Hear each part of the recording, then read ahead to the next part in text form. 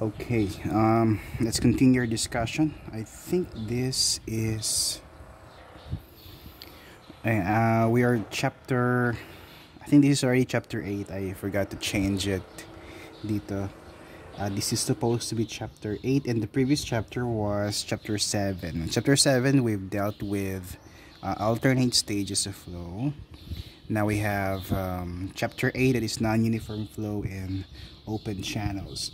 So we've discussed before uniform flow in open channels. We have several assumptions there, okay, which doesn't happen usually in reality. And what we usually observe in open channels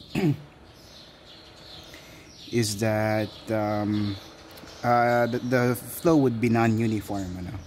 So uniform flow is approached closely in long flumes, and conduits of uniform cross section, straight grade, but is difficult and sometimes impossible to secure in short flumes. Yeah. So closely because if you try to look into the construction of these flumes or channels or canals, it is not really perfect. So the cross section usually varies from yung depth, yung cross section, especially kapag cast in place yung method of construction ng channels. The cross sections may vary from one section to another. So in reality, uniform flow doesn't usually occur. So what we normally observe would be non-uniform. But for analysis, usually for analysis purposes, we usually assume flows to be uniform because it would be easier for us to analyze if the flow is assumed to be uniform. Okay, so we'll discuss non-uniform flow in this chapter. So moreover, non-uniform flow occurs where the stream enters and leaves the channel at saan ba occur ng ano ba yung cause ng non-uniform flow. Obstructions such as dams. So pag mayroong mga dams across a stream or river, okay, it would cause non-uniform flow sa river natin. Weirs also. Weirs, we will discuss weirs sa next chapter. Weirs are used to measure the flow in open channels. Or bridge piers, yung mga poste, columns ng bridges, it would cause non-uniform flow. And changes in the form of cross-section which may be necessitated by natural conditions of soil and topography. Sometimes we cannot have a slope that is uniform across the length of the channel, so may effect ang topography doon. In some lengths uniform yung slope, in some lengths along the channel ay iba naman yung slope, so magkakaiba yung slope, so that would produce a different velocity and discharge. So ganon. So in this chapter we will just discuss a few of the many conditions ng non-uniform flow. Okay. So sa non-uniform flow, the slope of the channel bed is no longer equal to the slope of the energy grade line. Okay. And usually when we analyze non-uniform flows, we usually divide the length. Yung channel natin meron siyang overall length, so we subdivide that into different length or reaches, and analyze each length or reach. Okay, so we cannot totally analyze the entire length of the channel or canal. Okay, the figure, the illustration would be in your modules. This would be our illustration. So usually we subdivide the channel into certain short reaches or lengths, and then we analyze the condition at that particular reach. So we normally solve for the length of reach, no? And it is solved using, again, the application of the energy equation, no? And this would be our formula to solve for the length of reach.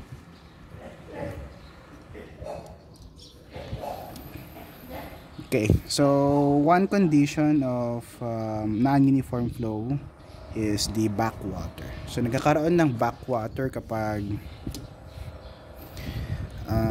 mayroong obstruction across a certain channel or river or stream. May dam or weir dito, for example.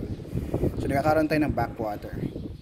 Okay, and this should be considered in the design of channels, no? Because of the increase of depth ng water dito sa may upstream side ng dam or weir, whatever obstruction na meron.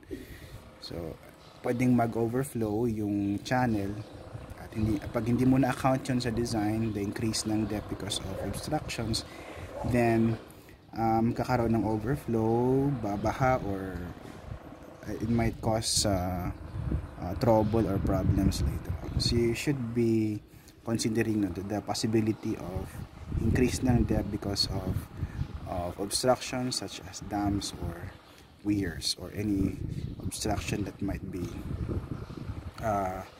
put in the across the channel, no? So backwater, so usually mini-measure natin or sinosolve natin yung length ng backwater. Pag ganito yung height ng dam or weir or obstruction, what might be the gaano kaya kahaba yung reach nito, the reach niya, so that we can also design the channel to account for this increase of height ng water. Okay, so yan. And next condition is the hydraulic jump. Karoon ng hydraulic jump. Hydraulic jump is an abrupt increase in depth of rapidly flowing water. So flow at the jump changes from a supercritical to subcritical stage with an accompanying loss of kinetic energy. So a jump is the only means by which a depth of flow can change from less than critical to greater than critical to a uniform channel. So sometimes hydraulic jumps are necessary, no, para mabawasan yung kinetic energy present in the water, no? So pag masyadong mabilis yung flow ng tubig, that might cause scouring, no, especially pag walang lining yung channel natin, no? So that's why dapat magkaroon ng hydraulic jump to change it from supercritical condition to a subcritical condition. So remember sa previous chapter we have discussed this, na kapag supercritical, although mababa yung depth niya pero mabilis yung velocity, and that might cause, no, scouring sa may channel. So it should be changed from supercritical to subcritical para bumagal yung flow ng channel. So we usually observe this sa mga spillways ng dams. So if you've seen a dam before, meron tayong spillway, no? Pag nag-release sila ng tubig, so mayroong channel na dadaanan yung tubig, and then pag na-reach niya yung downstream part ng dam, ay magkakaroon ng hydraulic jump. Okay? So para mabawasan yung kinetic energy na papunta dun sa may downstream part ng dam, naglalagay tayo ng mga chutes. Ano ba yung spelling ng chutes? If you've seen one before, no? May mga parang bukol-bukol dun sa may spillway, no? That's to minimize the kinetic energy, para yung downstream part ng dam ay hindi masira. So usually yung sa downstream part ng dam, naglalagay tayo ng mga malaking boulders or malaking blocks of concrete just to protect channel bed, no? Okay, so yan. So we usually solve for the hydraulic jump problems. We usually solve for the depth before and after a jump, or gaano kalayo yung kung magkakaroon ng hydraulic jump, gaano kalayo yung marireach niya na point, no? Ayan. So, and derivation for the formulas you'll be using to analyze hydraulic jumps are already in your modules. Ito pala is we've used the law of conservation of momentum to derive the following formula. So for a given discharge, no, and when we analyze hydraulic jumps, so hydraulic jumps is analyzed using this formula. Okay, so we should solve for the depth of flow after the hydraulic jump, okay, or depth before and after hydraulic jump, ano. So this will be the general formula based from the derivation above using the law of conservation of momentum, and these values should be expressed in terms of D, no? So area 1 in terms of D, yeah. Ito. Okay. Okay, to calculate the depth of flow before and after the jump, D1 and D2, the following expression is derived for rectangular sections. So I've shown you before yung general formula natin, how to compute for the depth of flow before and after the jump, no? Ito yung general formula natin, which was derived using the law of conservation of momentum. This should be in terms of D1 and D2, no? Lahat ng terms dito should be in terms of D1 and D2, so that the resulting value of D will be the value of the depth after the jump. Okay, just for any section. I don't know if we'll have an example later on. Yeah. So for rectangular sections, so using the general formula, we can have a derived equation exclusive for rectangular sections. We're going to use this formula. So usually given yung D1, given yung discharge per unit width of the channel, and then we are to solve for D2. So what might be the depth after the jump, and the loss of energy after the jump for rectangular sections can be solved using this formula. For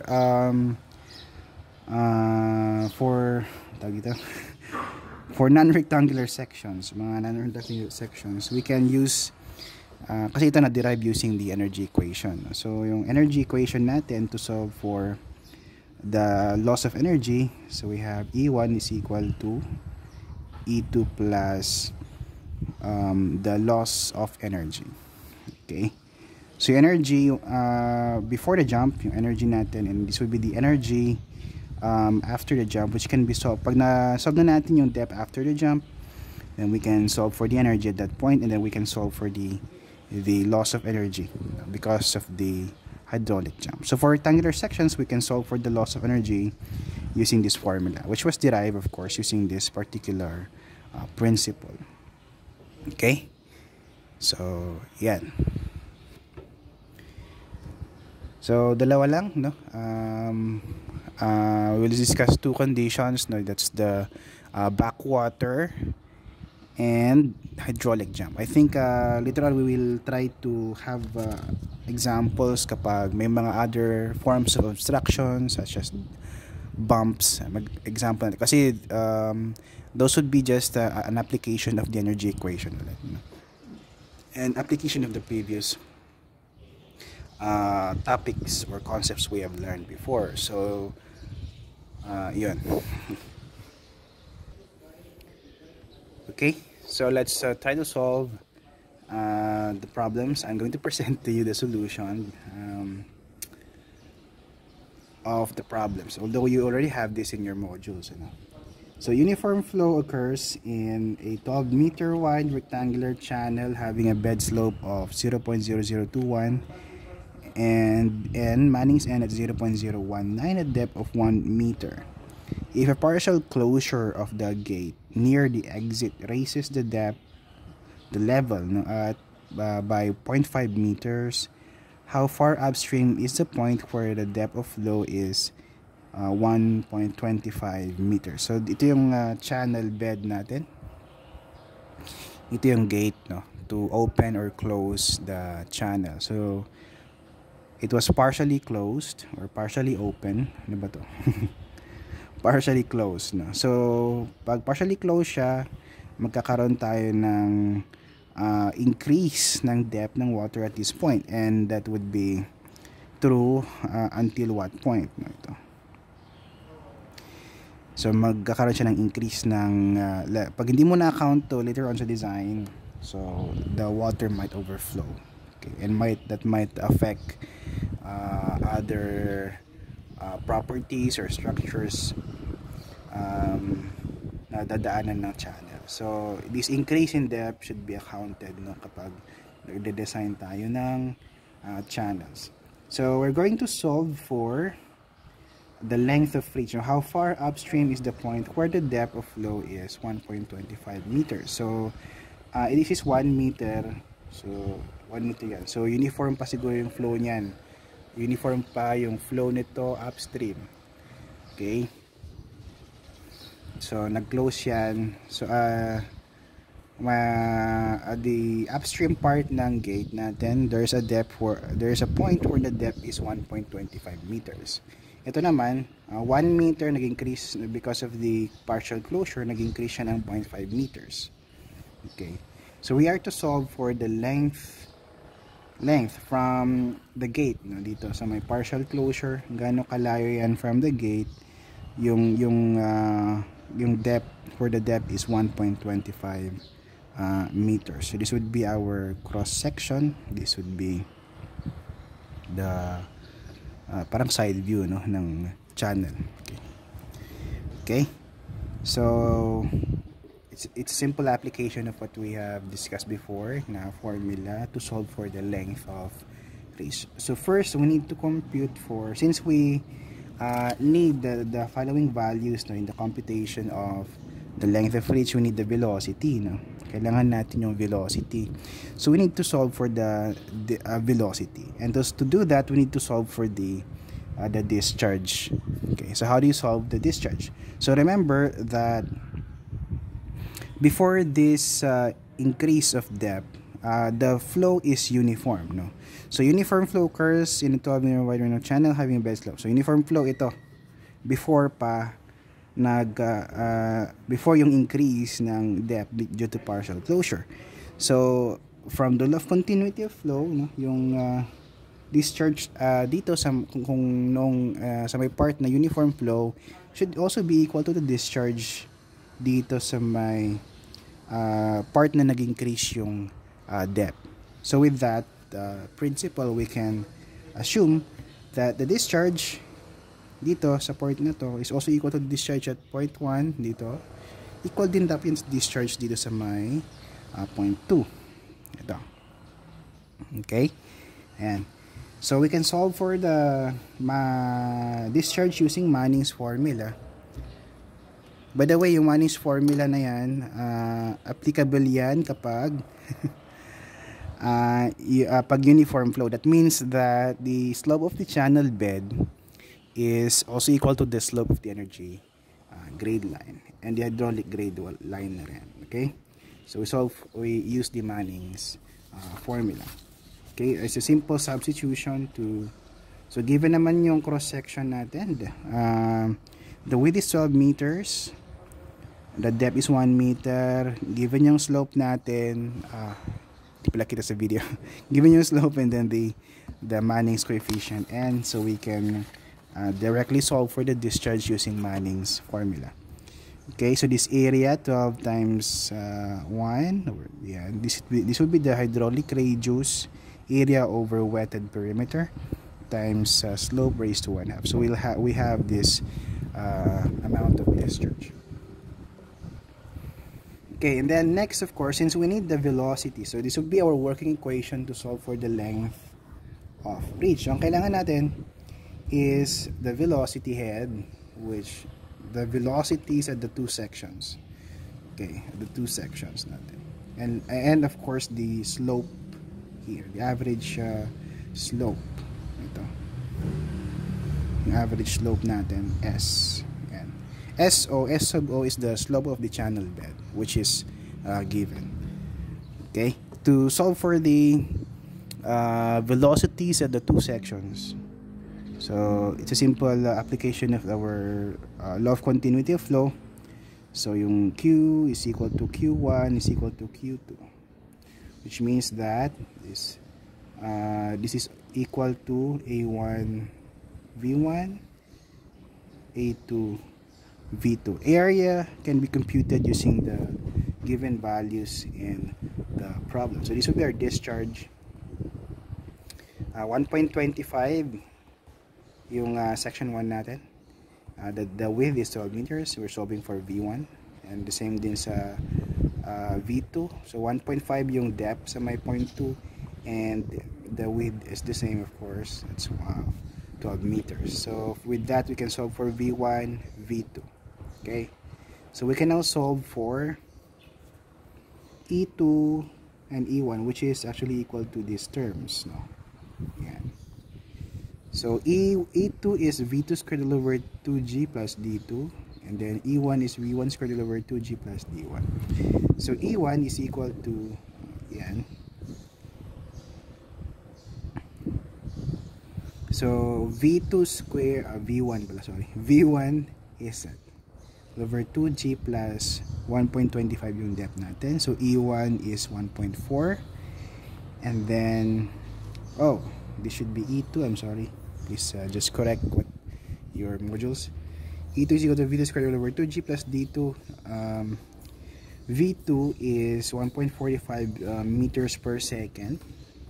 And the depth at point 2 is 1.5 meters. So we have a value of E2 that's equivalent to 1.61 meters. Okay, so tapos na yung numerator natin, the values of E1 and E2. Next is to solve for the average slope here, that's S1 plus S2 divided by 2. So S1 using Manning's formula. This is derived using Manning's formula, no? Manning's formula. S1 natin, ito yung formula natin to solve for S1. And then S2 natin is this. Okay?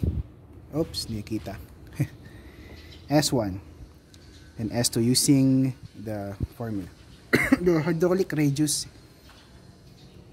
ganun pa rin, no? Area of flow divided by the wetted perimeter.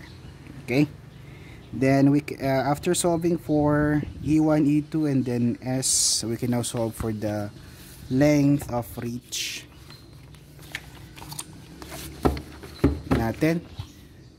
So L now, this is E2, E1, SO, this is the slope of the channel bed. Ito yung S natin. So we have a value of L, so medyo malayo, no? It's 163.74 meters. So yan. Okay. Okay, so that's the first problem. The other problems will be presented in a separate video.